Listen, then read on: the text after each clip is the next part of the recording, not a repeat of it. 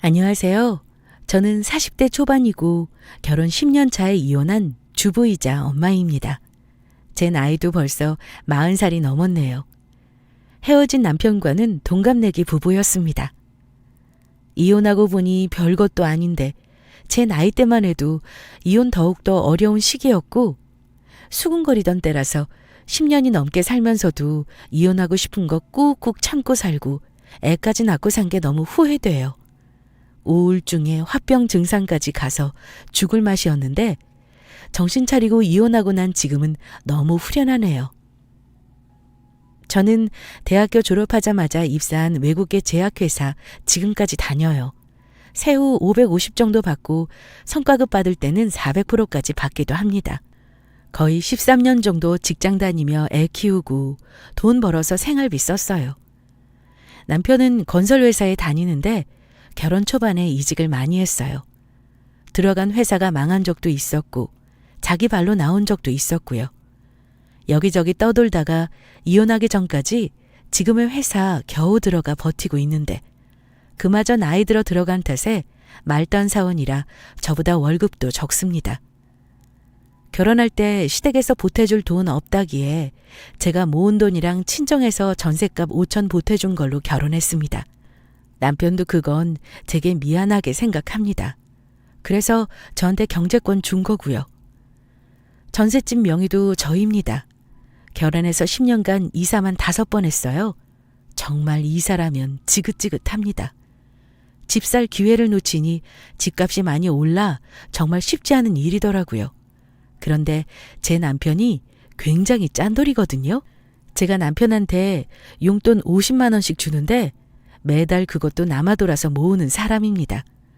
그만큼 짠돌이다 보니 저한테 맨날 돈 아끼라는 말을 입에 달고 삽니다. 처음 결혼할 때야 저 정도인 줄은 몰랐어요. 데이트할 때도 남들처럼 좋은 옷, 비싼 음식 한번 먹어본 적 없습니다. 연애 때도 아끼고 사는 게 눈에 보였지만 절약해서 큰일을 도모하는 그런 사람일 거라 생각만 했지 그렇게 병신일 줄은 상상도 못했어요. 하지만 연애를 오래 한 탓에 너무 정이 들어 헤어지지 못해서 제가 제 인생을 이렇게 꼬아버렸네요. 결혼 전 남편은 지방에서 자취를 했어요. 제가 가끔 남편 집에 가보면 인스턴트 음식이 줄을 이루고 외식은 데이트할 때만 하고 집에서 노는 날은 배달 음식은 절대 시켜 먹지도 않던 사람이었어요. 정한 씨, 이런 것만 먹으면 건강에 안 좋아. 배달 음식 싫으면 식재료 사다 놓고 조금씩 먹을 만큼만 해 먹으면 돈도 많이 안 드는데 이렇게 하지 마. 식재료 한 번 사라면 혼자 가도 10만 원 훌쩍 넘어. 그냥 한 끼에 3천 원 내로 먹는 게 훨씬 절약이라고. 그래도 어찌 이렇게 살아? 아끼는 것도 좋지만 적당히 해. 남편은 그 정도로 자기 입에 들어가는 것까지 아끼는 사람이었습니다. 그때는 돈이 늘 쪼들릴 때니 그런가 보다 했고요. 그때 그 쪼잔한 됨됨이를 알아봤어야 하는데 그러질 못했네요. 근데 결혼해서 보니 신혼 때 한 달 식비가 60만 원 정도 나왔습니다. 요리는 제가 잘해서 제가 주로 전담하고 설거지, 욕실 청소, 빨래는 남편이 합니다. 하루에 아침 저녁 2끼 먹고 맞벌이이지만 맛있는 거 많이 해주고 싶어 매일 저녁 육첩 반상으로 정성껏 차려줬고 아침은 항상 커피 내리고 빵, 계란, 베이컨 수프 같은 브런치로 먹었습니다. 말이 쉽지 직장 다니면서 그렇게 하는 거 아주 힘든 일이에요. 하지만 제가 먹는 걸 좋아하니 감수했고요. 근데 이 남편 새끼가 한 번은 희준아, 이번 달 식비 너무 많이 나오는 거 아니야? 그래서 제가 많이는 무슨? 한 60만 원 정도 나온 것 같은데? 뭐 60만 원? 아니 너는 뭘 사서 먹었길래 식비를 60이나 써? 먹는 걸로 돈을 왜 이리 많이 쓰냐? 나는 자취할 때 한 달 식비 15만 원 정도밖에 안 했어. 한 명당 한 달에 5천만 원씩 쓴다는 건데 너무 비싸게 먹는 거야. 이러다간 우리 식비로 버는 거 다 나가겠다. 나 참, 저거 계산하면서 돈 아깝단 소리 하는데 얼마나 꼴보기 싫었는지 모릅니다. 어느 날은 그냥 김치찌개 먹고 어떤 날은 갈비찜도 먹는 거지. 아니 그것보다 한 달에 60만 원이 그렇게 과소비인가요? 먹고 살려고 돈 버는 건데 저는 내 입으로 들어가는 거 아껴가면서까지 살고 싶지는 않았습니다. 그래서 그 뒤로 아침에 밥에 참치 하나, 저녁에는 밥에 카레 하나 이런 식으로 주고 뭐 3분 요리도 생각보다 종류가 다양하대요. 미트볼, 함박 스테이크 이런 것도 있고 그래서 그거 돌아가면서 차려줬었어요. 물론 저는 정상 식단으로 먹고요. 또 지 자존심에 제 반찬에는 손 안 댑니다. 그러더니 일주일도 안 가서 아니 대체 밥이 이게 뭐야? 너는 남편이 이렇게 먹고 사는데 신경도 안 쓰냐? 이러길래 그럼 네가 차려 먹어. 언제는 식비 많이 나온다며? 나는 도저히 그런 거 먹고는 못 사니까 너는 괜찮은 것 같길래 그렇게 주는 거야. 식비 15만 원에 맞추라면서 그 이상 뭘 바래? 나는 내 돈으로 정상적인 밥 먹는 거야. 그랬더니 네가 돈 좀 번다고 유세 부리냐? 이럽니다. 정말 또라이 아닌가요? 그렇게 아끼고 사는데도 남편 놈은 재테크에는 소질이 없어서 돈을 안 쓰려고 할 뿐 아니라 10만 원이라도 어디 투자하는 거 벌벌 떠는 사람입니다. 무조건 돈은 어디 저축만 하는 게 돈을 모으는 거라 생각하는 사람이죠. 아이 낳고서는 그 습관이 변하기는커녕 더 심해지더라고요. 전 남편이랑 마트 가는 걸 정말 싫어하거든요. 맨날 뭘 사거나 어디 가려고 하면 입이 삐죽 나와서는 돈 좀 아껴 써라. 이걸 꼭 사야 해? 아니 꼭 필요한 것도 아니잖아. 이런 식입니다. 그게 하루 이틀이지. 너는 매번 그럴 때마다 너무 스트레스였어요. 한 번은 남편이 제 가계부를 우연히 보고 그러는 겁니다. 평소에도 많이 쓴다 싶었는데 진짜 너무 많이 쓴다. 애도 아직 어린데 교육비, 쇼핑비랑 놀러 다니는 비용이 너무 많이 드는 거 아니야? 하면서 화를 버럭 내길래 저도 도저히 못 참겠어서 그랬습니다. 나 쓸 거 안 쓰면서 아이한테 쓰는 거 몰라? 그 돈 아껴서 내 새끼 조금이라도 예쁘게 보이게 하는 거고 조금이라도 좋은 거 먹이겠다는데 자꾸 잔소리 할 거냐고. 돈 쓴 내역을 보면 저는 정말 제 것은 사는 게 없습니다. 결혼 전 아가씨 때 산 옷들이 많아 그걸로 출퇴근 커버하고요. 백화점에서만 옷 사입던 저지만 결혼하고 나서 언제 옷을 사봤는지 속옷 빼고는 기억조차 안 납니다. 술, 담배 안 하고 커피도 안 마십니다. 군것질도 안 좋아하고요. 그 돈 아껴서 우리 딸, 우리 가족 재미는데 한 번이라도 가는 게 낙이라고 생각하거든요. 단 하루라도 즐거운 시간 보내는 게 남는 거라 생각하고요. 그런데 남편은 또래에 비해 우리 부부가 없이 시작했다고 생각하고 집도 없다는 걸 아주 불안해했습니다. 내가 당신한테 경제권 준 건 우리 조금이라도 더 모아서 집 사려고 그러는 거야. 우리가 잘 살아야 부모님들도 마음이 편하시지. 생활비 더 줄일 수 있어? 애 학원을 좀 줄이던지 식비를 줄이던지. 우리 나가는 게 너무 많아. 그걸로 적금 더 부어서 집 사는 게 우선이야. 남편은 특히나 돈에 관해 스트레스를 많이 받아 하고 뭐만 하면 돈 없다 소리를 달고 삽니다.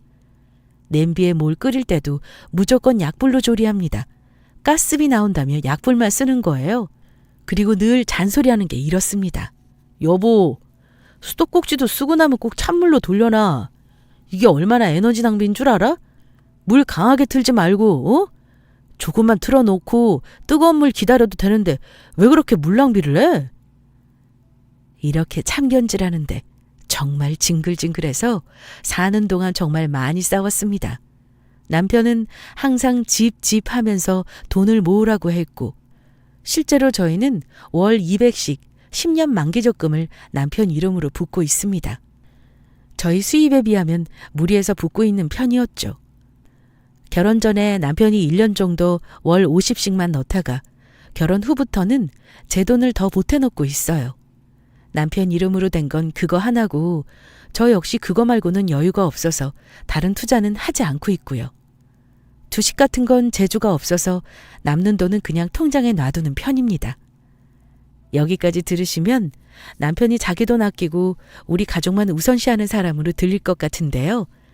제가 열받는 건 남편이 우리 친정에는 인색하게 굴면서 자기네 식구들한테는 안 그런다는 겁니다. 물론 어머니가 혼자 계시니 두 분 다 계시는 저희 친정보다 신경 더 쓰는 게 당연하다고 생각은 합니다. 그런데 남편은 도가 지나치게 자기 엄마와 동생만 챙깁니다. 저도 결혼 10년 동안 쌓인 거 정말 많은 사람입니다. 여기다 다 말은 못하지만 저 어머니한테는 이혼하는 순간까지 가족 일원으로 대접 못 받은 사람입니다. 사실 저 무뚝뚝한 성격이라 시댁과 살갑게 지내지 못하거든요. 결혼하기 전에도 좀 껄끄러웠고 지금도 마찬가지고요. 어머니는 결혼할 때 보태준 것도 없으면서 축의금 남편 이름으로 들어온 거 싹 다 가져가신 분입니다. 심지어 어머니는 결혼 전에 남편에게 돈 2천만 원 빌려가셨는데 결혼하면 준다고 하시더니 안 줍니다. 못 받은 거죠. 자식한테 해준 거 하나 없이 바라기만 하고 며느리한테 하는 소리라고는 주말에는 웬만하면 집에 와서 같이 밥 먹자. 식구 되었으면 얼굴 자주 봐야지 가족 되는 거야. 이런 식으로 계속 오라가라 간섭이고 툭하면 여행 보내달라. 누구네는 안마의자 사줬더라. 이런 소리만 하고 형편도 안 되면서 욕심도 지나친 분입니다. 결혼했으면 시댁에 더 잘해야 한다고 개소리 시전하길래 남편하고 다툰 적도 있는데 남편은 어른 말이니까 그냥 한 귀로 듣고 한 귀로 흘리면 안 돼? 뭐 그리 하나하나 트집 잡고 예민하게 굴어. 너도 참 피곤하게 산다. 이러는데 솔직히 화나더라고요. 남편 입에서 저런 말 나오는 거 황당했죠. 왜냐면 남편은 지근거린 친정에 한 번도 먼저 가자는 소리를 안 하는 사람이거든요. 그러면서 저보고 나중에 우리 엄마 돌아가시고 나서 잘 못해드렸다고 후회나 하지 마. 당신은 부모님 다 계셔서 모르겠지만 나는 아버지 돌아가시고 나서 엄청 후회했으니까. 이러는데 솔직히 웃겼습니다. 자기 부모님 돌아가시는데 저한테 어떤 점에서 후회하지 말라는 건지 말입니다. 그러면서 자기 어머니 돌아가셔도 나는 눈물 한 방울 안 흘릴 것 같다고 그러는데 사실 그 말이 맞고요. 남편한테 미안하지만 차라리 인생 사는데 시어머니라는 존재 없는 게 솔직히 편하네요. 스트레스만 계속 주고 뭐 하나 좋은 게 1도 없어요. 행복하게 살라고 나름 남편한테 의리 지킨다고 결혼한 건데 짐짝 하나 짊어지고 사는 것 같은 느낌이었습니다. 게다가 결혼하고 3년 반 정도는 생활비 빼고 거의 100만 원 정도 시어머니한테 가져다 줬어요. 그것 때문에 싸우기도 많이 싸웠고요. 그땐 하도 어머니가 불쌍해서 그냥 내버려 두었죠. 몇 년만 참아달라고 하도 그래서 그냥 넘어갔습니다. 저도 바보였죠. 지금 생각하면 이가 갈립니다. 한 번은 신혼의 어머니 때문에 크게 다툰 적이 있었어요. 어머니는 저희가 맞벌이를 하고 있다는 건 아시지만 누가 얼마를 버는지는 모르고 계셨거든요. 일부러 남편이 말 안 했을 수도 있어요. 왜냐하면 제가 더 많이 버니까요. 그런데 어느 날 제가 일을 하고 있는데 어머니가 전화하셔서 그러시는 겁니다. 예.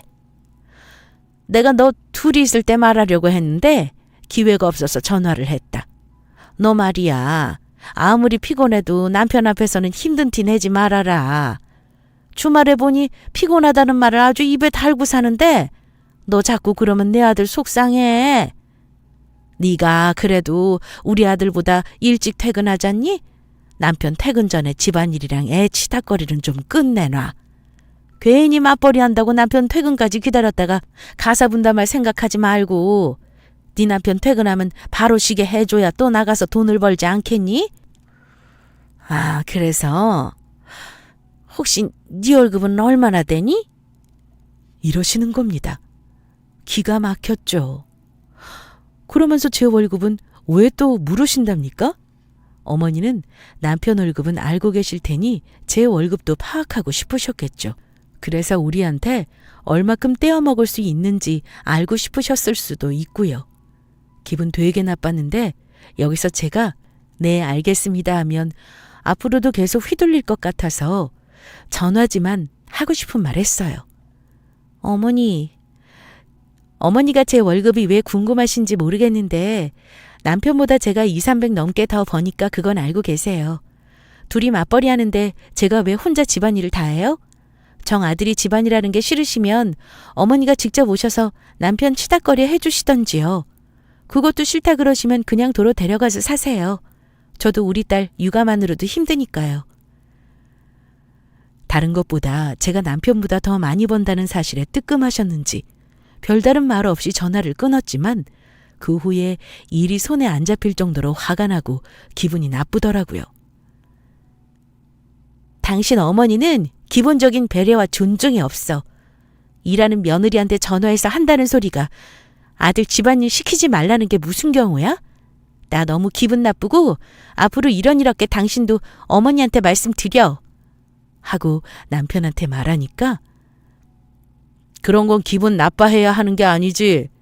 엄마가 아들 걱정이 그러시는 건데 생각해보면 그게 다 우리 잘 살라고 하는 잔소리인데 당신이 좀 참아. 하나하나 따지지 말고 제발 좀 그냥 넘어가자. 이런 식이었습니다. 그러다가 남편에게 정말 배신감을 느꼈던 사건이 생겼습니다. 사실 그때 이후로 이혼할 때까지 남편은 정말 내 식구가 아니구나라는 생각을 줄곧 하고 살았어요. 아이를 낳고 살았어도 언제든 등을 돌리면 남일 수 있겠다 하고요. 큰아이가 초등학교 1학년 때인데 아빠가 큰 수술을 하셨어요. 원래 건강하셨고 70 넘은 나이지만 평생 하시던 인쇄소 일 손에서 안 놓고 경제활동 하시던 분이었습니다. 제가 일하고 있는 도중에 엄마에게 연락을 받았는데 이상하게 그날따라 엄마 전화가 불안하게 느껴지더라고요. 사람이 정말 촉이라는 게 있는가 봐요. 전화기 속 엄마의 목소리는 이미 울고 계셨습니다. 희진아, 큰일 났어. 아빠가 사무실에서 쓰러졌는데 하필이면 발견을 늦게 했다는구나. 얼른 병원으로 올 수 있니? 아빠가 지금 의식이 없어. 엊그제만 해도 나랑 전화통화 멀쩡하게 했는데 갑자기 왜 쓰러지신 거야? 저는 너무 놀라 병원으로 달려갔습니다. 얘기를 들어보니 같이 있던 직원이 아빠가 퇴근 시간이 지났는데 사무실에서 안 나오시길래 노크를 하셨대요. 근데 분명 아빠가 들어가는 건 봤는데 나오시는 건 못 봐서 혹시나 해서 그냥 문을 열고 들어갔는데 책상 밑에 이미 거품까지 물고 쓰러져 계시더랍니다. 다행히 자가호흡은 하셨는지 병원으로 옮겨 위급한 처치는 했지만 발견한 게 너무 늦어 머리를 열어 수술까지 하고 2주가 넘게 사경을 헤매셨습니다. 천만다행으로 깨어나셨을 때 가족들이 얼마나 기뻤는지 모릅니다. 병원에 한 달이 넘게 입원해 계시다가 정말 기적적으로 회복해서 퇴원을 앞두고 있었어요. 병원비를 대충 정산하니 1,000만 원이 좀 넘게 나왔습니다. 제 여동생도 초등학교 교사라 저희는 각자 600씩 돈을 보태 아빠 병원비를 대드릴 생각이었습니다. 남편에게 그랬죠. 아빠 병원비가 너무 많이 나왔어. 보험 처리한 거 빼고도 거의 1,000만 원 돈이라 나랑 동생이랑 반반씩 부담할까 해. 당신한테는 미리 말해두는 거야. 그런데 남편이 돈 보탠다는 말을 듣더니 눈이 휘둥그레지는 겁니다. 1,000만 원? 병원비가 1,000만 원이라고? 근데 장인어른이 돈이 없는 분도 아닌데 그걸 왜 당신이 보태야 하는데? 그 말 듣자마자 저 기분이 확 상하더군요. 돈 있으시지만 그 정도는 자식들이 해줄 수 있는 거 아니야? 나중에 아파서 더 돈 들어갈 일 생길 수도 있는 거잖아. 동생이랑 반반하면 600 정도 돼. 그거 내가 2달이면 카드값 갚을 수 있는 정도야. 당신은 지금 돈 아까워서 나한테 그런 말 하는 거니? 그랬습니다. 그런데 남편이 하는 소리가 더 웃겼습니다. 그럴 돈 있으면 한 푼이라도 더 우리 집 사는데 보태야지. 당신은 선뜻 그걸 내겠다 그래? 나도 우리 집에 그런 돈 안 쓰는 거 몰라? 아니 내가 아까워서 이러는 거 아니야. 내가 부모면 자식이 낸다 그래도 안 받겠다 그럴 텐데 당신 부모도 참 대단하시다. 이렇게 말하는데 정말 정남이가 뚝 떨어지더라고요. 저는 당신 어머니가 돈 없는데 아파서 우리가 내줘야 하는 상황이 오면 그렇게 할 수 있어? 아무리 내 부모 아니라지만 그렇게 말하는 거 아니야. 당신 말대로 우리 아빠 병원비 못 보태준다 그러면 나는 앞으로 당신의 엄마든 동생이든 내 지원 아무것도 없을 줄 알아. 할 도리도 기대하지 말고. 그랬더니 아무 말 못하길래 저는 제 돈으로 아빠 병원비 보태드렸습니다. 만약 반대의 경우였어도 저는 그렇게 했을 거라 자신 있게 말씀드릴 수 있고요. 저 결혼해서 우리 친정 부모님께 이제껏 명절 생신 빼고는 용돈 드린 적 없습니다. 그나마 때 되면 30씩 드리는 것도 남편은 무지 아까워했어요. 그러면서 자기 엄마는 혼자 살고 가난하니까 우리가 드리는 게 당연하다 말하는 사람입니다. 그런 일이 있고 나니까 남편이란 인간이 너무 쪼잔해 보이고 내 편이 아니라 생각이 들었죠. 그런데 아버지가 퇴원하시고 나서 한동안 주말마다 친정에 다녔습니다. 저희 친정이 먼 거리도 아니에요. 바로 옆 동네고 운전하면 20분 거리입니다. 시댁은 더 가깝고요. 평일에 일 다니고 주말에 친정 가고 한동안 정신없어서 시댁을 한 달 넘게 못 갔어요. 그런데 오래간만에 간 시댁에서 어머니가 저를 보고 첫마디가 이랬습니다. 일은 둘이면 오래 사셨다. 이러는 겁니다. 저는 적어도 아버지 괜찮으시냐 안부는 물어보실 줄 알았거든요. 어머니 첫마디에 기분이 무척 안 좋았습니다. 그래서 일흔들이 오래 사셨다 말 들을 나이인가요? 어머니도 내년이면 칠순이잖아요. 오래 사셨으니 뭐 돌아가셔도 된다. 그 뜻으로 말씀하시는 거예요? 제가 예민한 탓도 있었지만 그날따라 어머니 말에 너무 화가 났어요. 옆에 있던 남편이 그만하라고 눈을 치켜 뜨길래 밥상 엎으려던 거 우리 딸 얼굴 보고 겨우 참았습니다. 그때부터 우라병 증상도 심해졌던 것 같습니다. 아무리 돈을 벌면 뭐합니까? 내 돈 벌어도 내 맘대로 하는 거 하나 없고 뭐 하나 재밌게 살 수가 없으니 이렇게 사는 게 무슨 의미인가 싶기도 하고 흔히 말하는 현타가 오더라고요. 남편과 시어머니가 너무 얄미워서 그 다음부터는 명절에 가서 며느리 돌이라는 것만 하고 집이 가까워도 멀리 했습니다. 남편은 저한테 가자는 소리도 안 하는 사람입니다. 하루가 멀다 하고 자기 혼자 뻔질나게 드나드니 저는 갈 필요도 없었고요. 그러다가 저희 전세 만기가 다 되어 이사할 집을 알아봤어야 했는데 아이가 이제 초등학교 들어갔으니 웬만하면 이사를 다니고 싶지 않더라고요. 마침 10년 모은 적금도 만기가 다 되어 남편이 가지고 있었고요. 그래서 남편에게 제 계획을 말했습니다. 이제 우리 예은이도 웬만큼 컸고 이사 다니기 너무 힘든 것 같아서 내가 생각을 좀 해봤는데 집을 살 때가 된 것 같아. 마침 입주 앞둔 아파트 전매 가능하다고 하니까 지금이 기회야. 새 아파트 들어가는 게 나을 것 같아서 웃돈 주더라도 분양권 사자. 그런데 그렇게 찝찝거리던 남편이 제 말을 듣더니 우물쭈물 확답을 안 하는 겁니다. 그래서 제가 우리 적금 만기된 거 있잖아. 그거 10년 꽉 채워서 2억 넘었을 텐데 그거 나한테 줘. 내가 부동산에 다 알아보고 대출도 내 이름으로 받을 테니까. 실은 말이야, 여보. 그거 만기되긴 했는데 엄마 드렸어. 엄마를 드렸다는 말에 저는 망치로 머리를 얻어맞은 것처럼 띵했어요. 그 돈을 왜? 어째서? 어머니가 그냥 맡아주신다는 거야? 우리 집 사려고 10년이나 부은 돈을 왜 나한테 상의도 없이 어머니를 드려? 제가 속사포처럼 따지니 남편이 하는 말이 내가 아무리 생각을 해봐도 엄마 말이야 지금 사시는 것도 전세인데 답이 안 나오더라고. 나이도 많고 앞으로 이사 다니는 것도 힘드신데 이번 기회에 이 돈 보태서 어머니 집을 사드리는 게 순서가 아닌가 해서 말이야. 네가 드디어 돌았구나. 그 돈이 어떤 돈인데 그걸 네 엄마를 줘. 엄마 집을 사드린다고? 그 나이 되도록 집 하나 없어서 그러고 사시는 거 어머니 잘못이지 그걸 왜 나한테 부담을 전가하는 거야? 당신 정말 웃기는 사람이다. 그동안 우리 집에 들어가는 돈은 10만 원도 아까워하고 쩔쩔매던 인간이 그 큰 돈은 고민도 안 하고 네 엄마를 주냐? 그 돈이 네 거야? 내 돈이 거의 다야. 돈 내놔. 난 절대 못 줘. 당신이 안 가져오면 내가 어머니한테 가서 달라 그럴 거야. 저는 순간 너무 화가 나 길길이 날뛰며 화를 냈습니다. 결혼해서 아마 제일 열받았던 순간인 것 같네요. 감정 기복이 많이 없는 저지만 그날은 정말 죽을 것 같이 화가 나더라고요.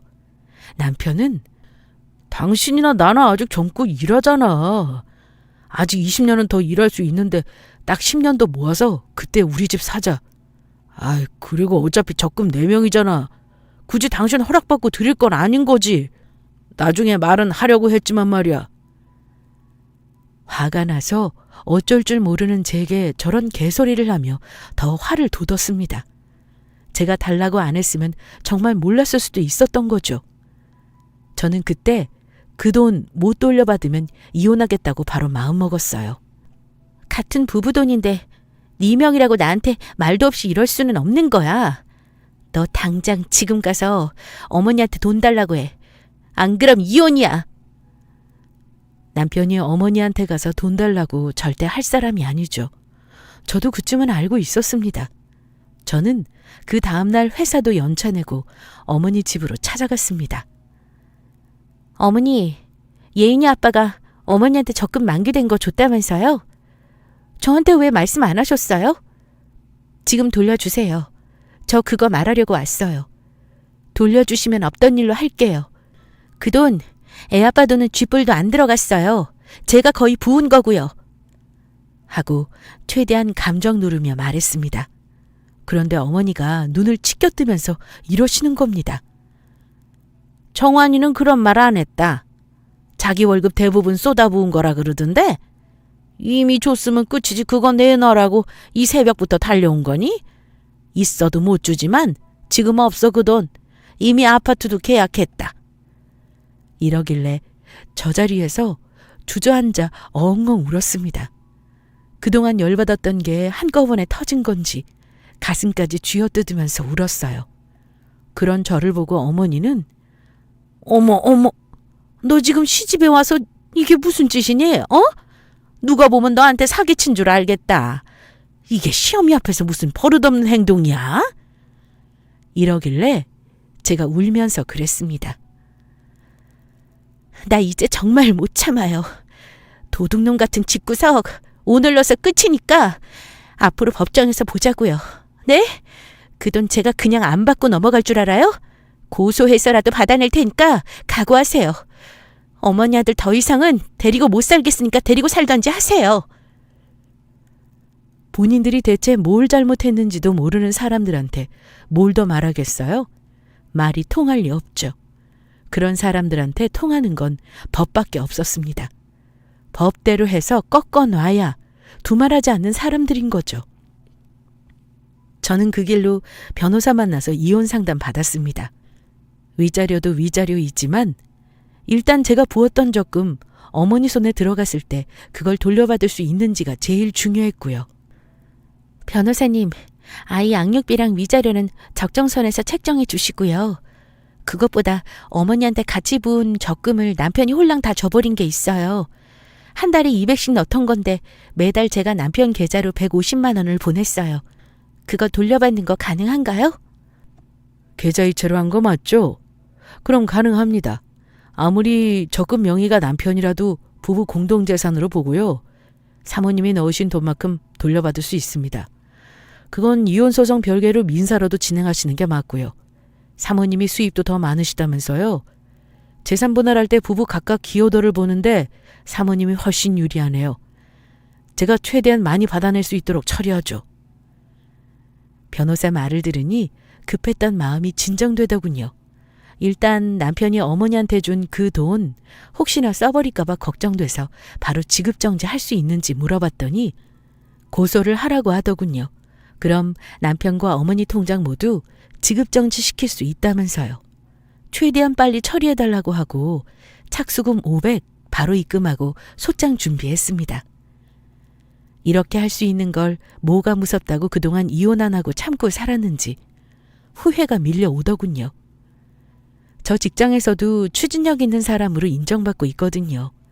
한번 추진하면 뒤에 안 돌아봅니다. 이혼도 마찬가지였죠. 결정했으니 이젠 후진은 안 하고 직진만 해서 끝을 봐야겠다고 결심했습니다. 남편은 절대 합의 이혼 안 해줄 인간인 걸 제가 잘 압니다. 그 짠돌이 같은 놈은 아마 자기 딸한테 주는 양육비도 아까워할 놈이라 매달 받는 거 말고 일시불로 받을 수 있게 처리해달라고 했고요. 양육비 명목으로 연락하고 사는 것도 싫었고 나쁘다고 하실 수 있지만 애한테 아빠 보여주고 살 생각 없습니다. 남편한테 이혼하자 했더니 당연히 난리가 났죠. 자기가 빌면 그동안 그랬듯이 그냥 어물쩍 넘어갈 수 있을 거라 생각했나 봅니다. 소장 접수하고 왔다는 말도 안 믿더니 저한테 싹싹 빌면서 봐달라고 하더군요. 이혼만은 절대 안 된다면서요. 그래서 제가 어머니한테 2억 도로 받아와. 그럼 위자료는 안 받고 애 양육비만 받고 끝내줄게. 그거 싫으면 나 절대 소송 취하 안 해. 그랬더니 남편은 그거 못해.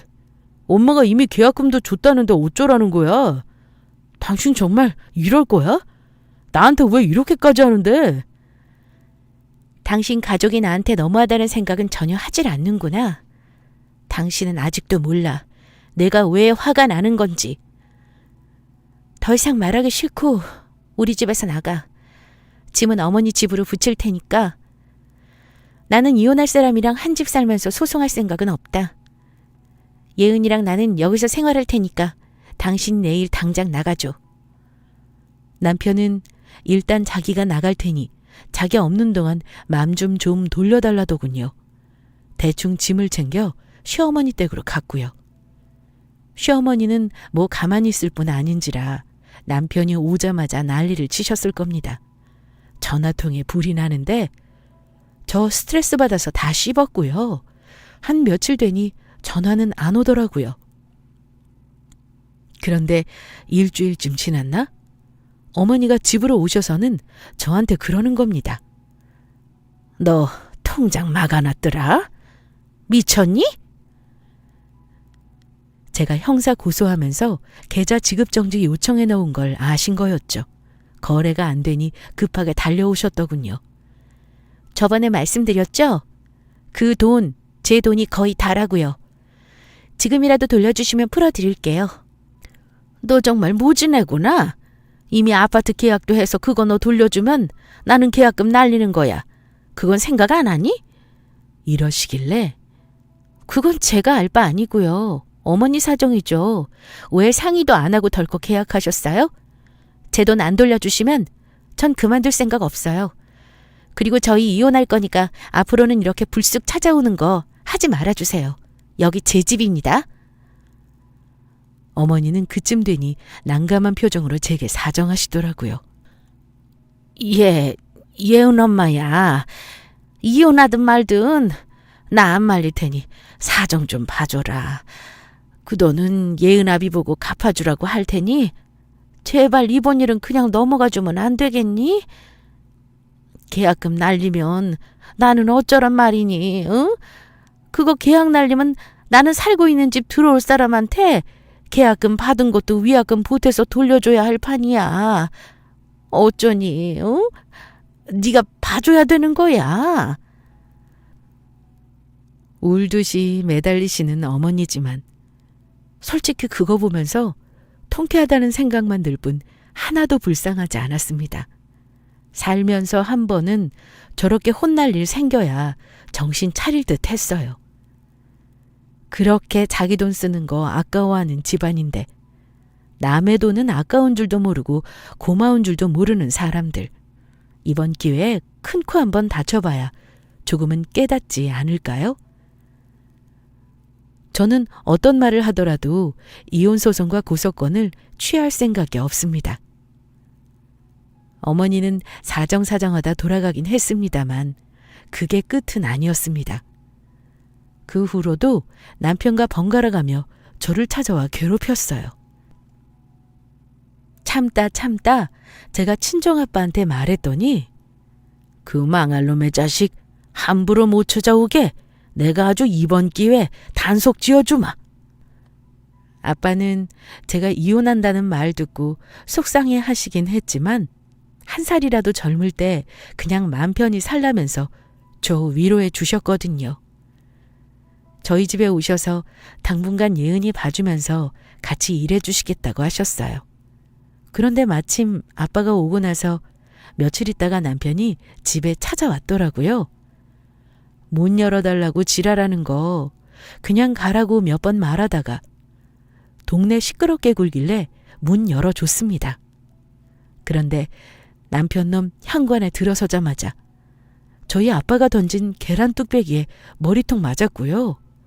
솔직히 아빠가 뚝배기 던졌을 때 저도 놀랐거든요. 혹시나 다치면 그 인간이 아빠 신고할까 봐서요. 그런데 아빠가 죽으라고 던진 건 아니라 살짝 머리통 스치고 지나갔고 깨지는 소리만 요란했습니다. 장인어른, 왜 이러세요? 제가 이혼하자고 한 것도 아니고 이 사람이 저한테 소송 걸었어요. 저는 가정 지키려고 하는데 저한테 왜 이러십니까? 야, 이놈아, 가정 지킨다고 하는 놈이 네 마누라 돈 날름 다 갖다 바치고선 입 싹 닦니? 아무리 자식이라도 그러는 법은 없다. 나는 이런 이상한 집구석에 내 딸도 못 놔두니까 다시 한 번 더 찾아오면 그때는 뚝배기로 안 끝날 줄 알아. 다행히 그 후로 남편은 전화나 문자로만 못 살게 굴 뿐 집으로 불쑥 찾아오는 일은 없었어요. 꼴에 겁은 많아가지고 저도 예상은 한 일이었습니다. 그 후 소송은 제게 유리한 방향으로 진행되었고요. 양육권과 친권도 모두 제가 가져오는 걸로 종결지어졌습니다. 정말 다행인 건 제가 남편 적금에 보탠 돈 1억 8천 다 돌려받았습니다. 그리고 재산 분할할 때 제 이름으로 채무가 하나 더 있었는데요. 그게 남편 때문에 진 빚이었거든요. 그것도 정리되었고요. 집 전세 보증금은 대출 빼고 기여도를 따졌더니 제가 80%가 나왔어요. 기여도대로 재산 분할 다 했습니다. 현명하신 판사님 덕에 억울한 거 없이 이 정도면 이혼 소송 잘 마무리했다고 생각합니다. 남편은 재산 분할을 너무 억울해 했는데요. 솔직히 누가 봐도 제 쪽에서 결혼 생활 동안 경제적으로 너무 고생을 많이 한 자료가 많다 보니 이의 신청은 못하더라고요. 남편이 억울한 건 제 돈도 자기 돈일 줄만 알고 있었는데 그게 아니니 그랬던 거고요. 부부라면 네 돈 내 돈 하면 안 된다고 누가 그러던가요? 제가 이혼해보니 부부 사이의 돈 문제는 더 명확해야 한다고 생각합니다. 그리고 중요한 게 돈 문제를 서로 절대 속이면 안 되는 겁니다. 남자든 여자든 결혼 전에 자기가 빚이 있다면 반드시 배우자에게 솔직히 말해야 하고요. 자기 부모로부터 경제적으로 꼭 독립해야 한다는 걸 말하고 싶네요. 좋은 게 좋은 거지 하면서 두루뭉실 넘어가는 일은 절대로 없어야 한다는 걸 명심하시기 바랍니다.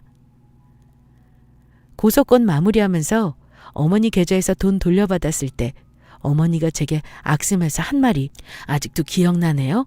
너 이년 독한 년. 너 처음 봤을 때부터 내 아들 신세 망치게 할 줄 알았다. 이렇게까지 다 뜯어가야 속이 시원하니? 그동안 우리 아들이 너랑 같이 산 세월은 어떻게 보상받으라고? 이 못된 년아. 그동안 저한테 욕하고 싶은 거 어찌 참으셨어요? 저야말로 그댁 아들하고 살면서 다 보낸 청춘 생각하면 아예 땡전 한 푼 없이 내쫓아도 분이 안 풀려요. 아시겠어요? 오늘이 마지막이네요. 다시는 안 보고 살았으면 하네요. 우리 예은이도 그냥 그 집 자손 아니라고 생각하시고요. 욕은 얻어먹었지만 내 돈 기어이 받고 나니 속이 시원하더라고요.